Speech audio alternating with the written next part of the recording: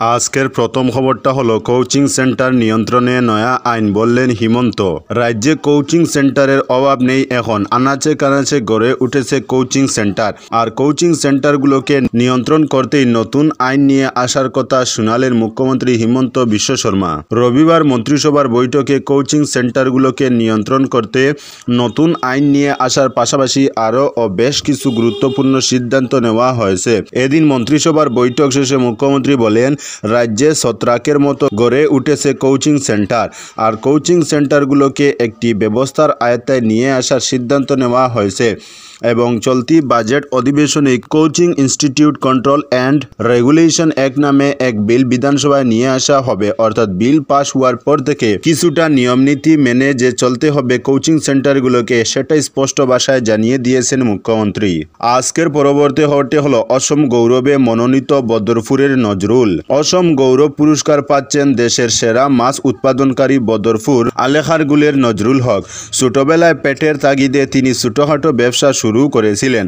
অভাবের তাড়নায় ছাত্রজীবনে মাত্র 10,000 টাকার মাছ পালন শুরু করে আজ ভারতের সেরা মাছ উৎপাদনকারী হিসাবে স্বীকৃতি পেয়েছেন। কঠোর পরিশ্রমী নজরুল আজ প্রতিষ্ঠিত ব্যবসায়ী। তার প্রকল্পে গেলে দু চোখ জুড়িয়ে যায়। নজরুল যে একাই শুধু স্বাবলম্বী হয়েছেন তা নয়, তার হাত ধরে শত শত বেকার যুবকের জীবনে সফল হওয়ার নজির রয়েছে। তিনি সমাজকর্মী হিসেবেও পরিচিত। গরিব মানুষের পাশে দাঁড়িয়ে কাজ করেন। নজরুল সেরা মাছ উৎপাদনকারী হিসেবে জাতীয় এবং আন্তর্জাতিক স্তরেও বিভিন্ন সম্মান অর্জন করেছেন। আজকের পরবর্তী খবরটি হলো চুরি হওয়া মোবাইল, মাদক ও জাল নোট সহ 2 যুবক আটক বারুইগ্রামে। কয়েক লক্ষ টাকার চুরি হওয়া মোবাইল, মাদক এবং বিপুল পরিমাণে জাল নোট উদ্ধার করেছে শ্রীভূমি করিমগঞ্জ পুলিশ। এ ঘটনায় জড়িত থাকার অভিযোগে 2 যুবককে আটক করা হয়েছে। গোপন সূত্রের ভিত্তিতে শ্রীভূমি করিমগঞ্জ পুলিশ বিশেষ অভিযান চালায় বারুইগ্রাম এলাকায়। ইলাসপুরের বাসিন্দা শামীম আহমেদের বাড়িতে অভিযান চালিয়ে উদ্ধার করা হয় 40টি দামি অ্যান্ড্রয়েড মোবাইল, 11 গ্রাম মাদক এবং 97টি 500 টাকার জাল নোট। এই ঘটনায় গ্রেফতার করা হয়েছে মুকেত হোসেন এবং নজরুল ইসলাম নামের 2 যুবককে। পুলিশ জানিয়েছে ধৃতদের বিরুদ্ধে একাধিক ফৌজদারি মামলা দায়ের করা হয়েছে এবং তদন্ত চলছে। আজকের পরবর্তী খবরটি হলো অসম বাজেট 2025-26 রাজ্যের উজ্জ্বল ভবিষ্যতের রূপরেখা বলেছেন মুখ্যমন্ত্রী হিমন্ত বিশ্ব শর্মা। 2025-26 অর্থবর্ষের অসম বাজেট রাজ্যের উজ্জ্বল ভবিষ্যতের রূপরেখা বলে দাবি করেছেন মুখ্যমন্ত্রী ডক্টর হিমন্ত বিশ্ব শর্মা। সোমবার বিধানসভায় অর্থমন্ত্রী অজন্তা নিয়োগ এবছরের বাজেট পেশ করার পর আয়োজিত সাংবাদিক সম্মেলনে বক্তব্য পেশ করেছিলেন মুখ্যমন্ত্রী ডক্টর হিমন্ত বিশ্ব শর্মা। মুখ্যমন্ত্রী বলেন, আজ 2025-26 অর্থবর্ষে যে বাজেট অর্থমন্ত্রী অজন্তা নিয়োগ পেশ করেছেন তা দূরদর্শী দৃষ্টিভঙ্গির প্রতিফলন, যা বিগত বছরগুলির প্রগতির ভিত্তিতে অসমকে উন্নয়নের নতুন পথে নিয়ে যাওয়ার লক্ষ্য নির্ধারণ করেছে। প্রধানমন্ত্রী নরেন্দ্র মোদীর বিকাশ এবং ঐতিহ্য রক্ষার মন্ত্র হচ্ছে চলতি অর্থবর্ষের বাজেটের অন্যতম মূল আধার। ডক্টর শর্মা বলেন, নাগরিক কেন্দ্রিক সুশাসন ব্যবস্থায় মনোনিবেশ করে মূলধন খাতে 38,759.18 কোটি টাকা ব্যয়ের পরিকল্পনা নেওয়া হয়েছে। বলেন, 85% আবণ্টিত বাজেট ব্যবহারের সঙ্গে নতুন বিকাশ এবং প্রগতির লক্ষ্যে অসম যে উপনীত হয়েছে তা দেখে আমি আনন্দিত। এই হার উন্নয়নের পরিকল্পনাগুলো সময়মতো এবং সুচারুরূপে সমাপন যে হচ্ছে তা দর্শিত হয়েছে। আজকের পরবর্তী খবরটি হলো ক্ষমতায় এসেছেন একজন সুদখোর জঙ্গি নেতা ইউনুসকে তীব্র আক্রমণ হাসিনার। অন্তর্বর্তী সরকারের প্রধান উপদেষ্টা মোহাম্মদ ইউনুসকে সুদখোর জঙ্গি নেতা বলে আক্রমণ শোনালেন বাংলাদেশের প্রাক্তন প্রধানমন্ত্রী শেখ হাসিনা। রবিবার মধ্যরাতে হাসিনার দল আওয়ামী লীগ সামাজিক মাধ্যমে একটি অডিও বার্তা প্রকাশ করে। প্রায় 9 মিনিটের সেই অডিও বার্তায় হাসিনা ইউনুসের আমলে দেশে নারী নির্যাতন, ধর্ষণ, সংখ্যালঘুদের উপর অত্যাচার বেড়ে গিয়েছে বলে অভিযোগ করেন। তিনি বলেন, ক্ষমতায় এসেছেন একজন সুদখোর জঙ্গি নেতা ইউনুস।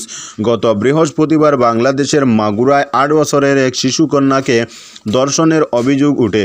শিশুটির অবস্থা সংকটজনক। বিষয়টি নিয়ে প্রতিবাদের ঝড় উঠেছে। তার আমলের কথা স্মরণ করিয়ে হাসিনা বলেন, আমরা নারী নির্যাতন বন্ধে কঠোর আইন এনেছিলাম। অপরাধীদের নাম যাতে প্রকাশ্যে আসে তা সুনিশ্চিত করার পাশাপাশি কঠোর সাজার বন্দোবস্ত রেখেছিলাম। অন্তর্বর্তী সরকারকে নিশানা করে তার বার্তা, ইউনূসের হাত থেকে দেশকে এবং নারী জাতির সম্ভ্রম রক্ষা করতে হবে।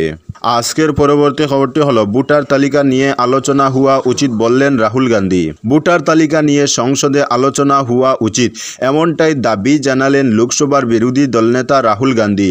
সোমবার লোকসভায় রাহুল গান্ধী বলেছেন, দেশ জুড়ে ভোটার তালিকা নিয়ে প্রশ্ন তোলা হচ্ছে। প্রতিটি বিরোধী দলেই ভোটার তালিকা নিয়ে প্রশ্ন তোলা হচ্ছে। সমগ্র বিরোধী দল শুধু বলছে ভোটার তালিকা নিয়ে আলোচনা হওয়া উচিত।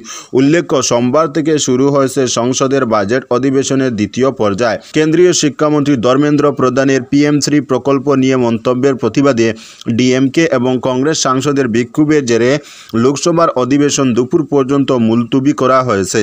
অন্যদিকে রাজ্যসভায় কংগ্রেস, তৃণমূল, ডিএমকে, সমাজবাদী পার্টি এবং অন্যান্য সদস্যরা ডুপ্লিকেট ভোটার আইডি ইস্যু এবং অন্যান্য বিষয় নিয়ে ওয়াকআউট করেন। আজকের পরবর্তী খবরটি হলো, 4 দিনে 29 বাংলাদেশি নাগরিক এবং 7 ভারতীয় আটক। ফের সাফল্য পেল বিএসএফ জওয়ানরা। 6 থেকে 10 মার্চ 2025 পর্যন্ত ত্রিপুরা ফ্রন্টিয়ারের বিএসএফ জওয়ানরা বিভিন্ন অভিযানে 29 জন বাংলাদেশি নাগরিক এবং 7 জন ভারতীয় নাগরিককে আটক করেছে, যাদের মধ্যে ত্রিপুরার বিভিন্ন স্থান থেকে ভারতীয় স্কাউটরাও রয়েছে। উক্ত অভিযানগুলি চলছে ত্রিপুরার বিভিন্ন জায়গায়। এর মধ্যে এয়ারপোর্ট থানা, আমতলী থানাধীন নিশ্চিন্তপুর, মোহনপুর থানাধীন হরনাকুলা, পশ্চিম ত্রিপুরা জেলার আগরতলা রেল স্টেশন, উত্তর ত্রিপুরা জেলার চুরাইবাড়ি ও ধর্মনগর রেল স্টেশন, দক্ষিণ ত্রিপুরা জেলার সাবরুম এবং ত্রিপুরার গোমতি জেলার এলকেপাড়া রয়েছে। এছাড়াও স্থানীয় জনগণের উদ্বেগ দূর করার জন্য সীমান্ত এলাকায় 9টিরও বেশি গ্রাম সমন্বয় সভা করেছে বিএসএফ। জাতির নিরাপত্তা ও সুরক্ষা নিশ্চিত করার জন্য বিএসএফ জওয়ানরা তাদের নজরদারি অব্যাহত রেখেছে। আজকের পরবর্তী খবরটি হলো, জ্বলছে মণিপুর, সংঘর্ষে নিহত 1 জন। প্রেসিডেন্টের শাসন জারির পর আবারও উত্তপ্ত ভারতীয় রাজ্য মণিপুর। উপজাতি অধ্যুষিত পার্বত্য অঞ্চলে কুকিজ সম্প্রদায়ের ডাকে রবিবার 9 মার্চ থেকে চলছে অনির্দিষ্টকালের ধর্মঘট, যা ঘিরে সহিংসতা ছড়িয়েছে রাজ্যের বিভিন্ন স্থানে। কংপকপি জেলায় পুলিশের সঙ্গে কুকি বিক্ষোভকারীদের সংঘর্ষে প্রাণ হারিয়েছেন 1 জন, আহত হয়েছেন অন্তত 40 জন, যাদের মধ্যে রয়েছেন পুলিশ সদস্য ও একাধিক নারী। খবর টাইমস অফ ইন্ডিয়ার। তো বন্ধুরা, আজকের জন্য এতটুকু। পরবর্তী কোনো নতুন ভিডিওতে দেখা হবে, তখন অবধি ধন্যবাদ।